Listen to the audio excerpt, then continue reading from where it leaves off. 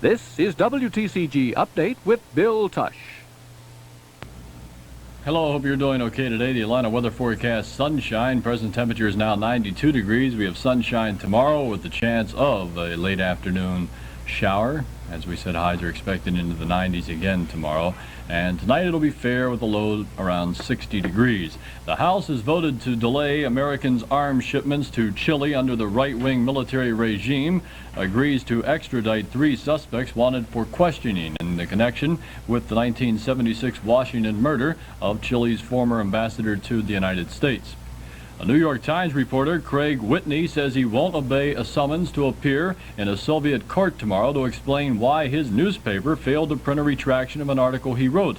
That dispatch was ruled libelous in a court hearing earlier this month. Work begins today on improvements designed to increase security at the Georgia State Prison at Reedsville. Special watch posts are being built to allow guards to keep an eye on inmates and allow reinforcements to enter safely. Now, the Hollywood news. Here's Toni Holt. From Hollywood, this is Toni Holt.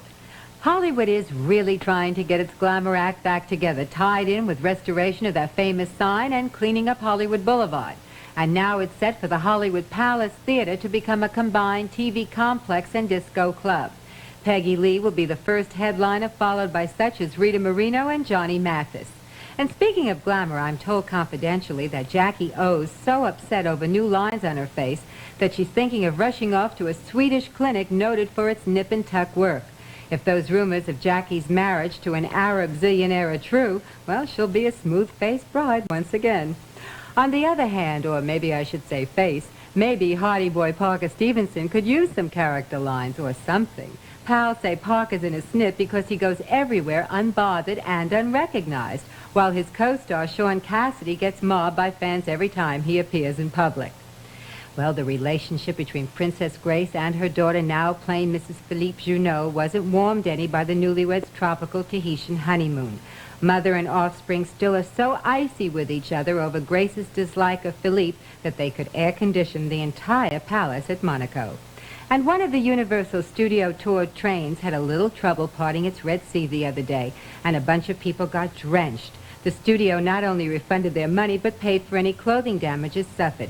Too bad Charlton Heston wasn't around to do his Moses act when it really would have counted. In Hollywood, this is Toni Holt. The Braves and Reds go at it at the stadium again tonight. It's Preston Hanna against Tom Seaver. Last night, of course, was a big win. Also the game that put an end to Pete Rose's hitting streak. After 6 in afternoon baseball activity, Philadelphia Phils leading the New York Mets 8-0. That's Update. Have a nice afternoon.